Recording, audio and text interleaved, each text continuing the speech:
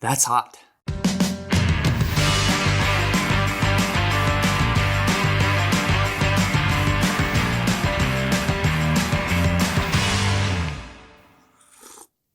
When I was a little boy, my great-grandfather taught me that coffee would stunt your growth, put hair on your chest, and the key to drinking a hot cup of coffee is in fact calling with that. You have to call the hot coffee to your lip. Now, it's a big one, okay? So we've seen the birds. Today's video specifically is we have to build a loft. It's time to have that loft rocking and rolling and ready for those young birds to start flying in a very short amount of time. So follow along with me today. I'm going to show you how we build a new pigeon loft. All right, everybody, so we have got the tools.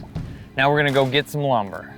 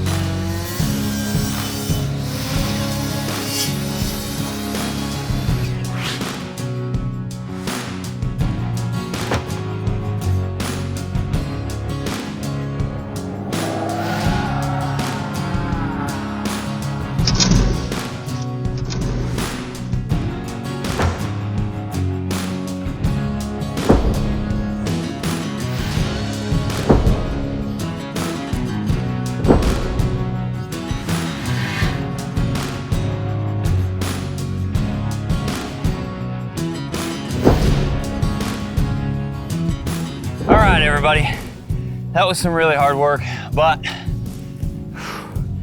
I think it's gonna pay off in the long run. Now, I'm gonna go ahead and turn this around and show you what this looks like.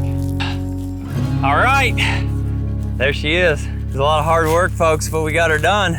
Now, I wanna give you the rundown of everything that is happening here with this building, okay? So first of all, step into my crib, baby. So inside here, we have got a finished interior portion here. And there's several different things going on that I want to walk you all through. So first of all, we got the plywood all on the inside. This is gonna make it easier to scrape the poop, keep things cleaned up in here. This specific area is going to be able to house one of those breeding pens that we've had inside thus far, breeding pen, and then perches. Now, I may just put one in here and then do perches, or I may need more than one. We'll find out about that. A big part of this space here is for birds that are gonna be flying. Now, this is something that is interesting. They talk about ventilation without draft. Ventilation without draft is one of the key things that has written all over any post that you ever see about how to make a pigeon loft. You need good ventilation without draft. What does that mean? This is my attempt, right?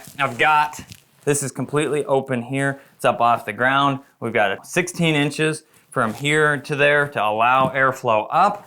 And then we've got vents. Now this is gonna be the key trickiness here. We've got a vent, and another vent. Now I read something about spray some Lysol spray in your loft, come back 10 minutes later. Does it in fact dissipate completely? If not, you don't have enough ventilation. So there is a good chance that I'm gonna need to add more ventilation up top, but time will tell.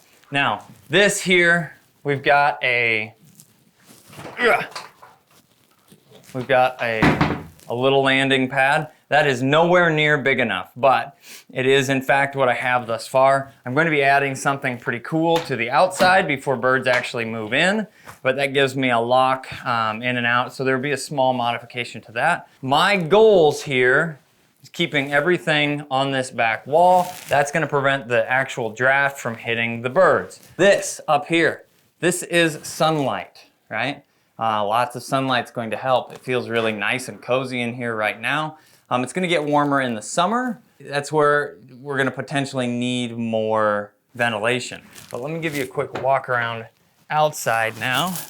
So that's what that bad boy looks like up there. Now this, right up front here, is where we're going to be adding the Sputnik. That's going to be my trap for the birds that fly. My original plans with this was to actually be just utilizing it for breeders, but now we're going to utilize it for flyers because I'm not going to have near the pigeons, and this cost a couple more dollars than what I expected to spend. For those of you that are asking, it was approximately $1,600 worth of materials to put this together. We are essentially double walled here. We've got the steel, and then again, we have the plywood on the inside. What we'll be able to have here is a water bath. We'll have the feed, and then this underneath, we're gonna have the ability to clean that out, but we only have a 4-foot portion. Now, some of the different things that are going on here, this is plywood, this is a poultry grid poly floor, and then underneath that, this is actually still big enough that snakes can get through, so we have essentially a hardware cloth underneath that. Most vermin should stay out. That was the plan. We got a few extra boards in case we do, a few extra of these poly pieces just in case we do another loft down the road. But we've got good light with the option of making that additional ventilation. We've got good ventilation up top, but we may need some more vents cut in or to change them a little bit. And then we have a slant. All in all, I'm really excited for this. I will be showing you as we get closer the specific perches that we put in. I've considered a couple different things from V perches to young bird perches, which would be essentially square boxes. There'd be a few different options here that we'll be able to move forward with. But I wanted to give you a look at the loft as it sits now. We will be finishing that up within the next few weeks, but this closes up, locks up nice. Thanks everybody for watching. If you have questions, throw it in the comments below. The biggest thing is here that I'm trying to do from a pigeon standpoint is share the information that I have to help educate. There's not a lot of good available information out there. These are some of the things that I thought from a loft standpoint to do based on the information that I could pull. Now granted, it's not perfect, but perfect for a pigeon isn't what the average person's going to be able to do. I figured this was a more, maybe slightly in the middle range. It's not the cheapest version of a loft you could make, but it's definitely got some of the things that the birds need. And then it's nowhere near the Taj Mahal of pigeon houses, okay? I appreciate everybody that's watching. We'll have birds in this very soon. Definitely stay in touch. Hit that subscribe button if you enjoyed this. Throw a comment down below. And folks, as always, I'm the guy with the pink gun. We will see you in the next video.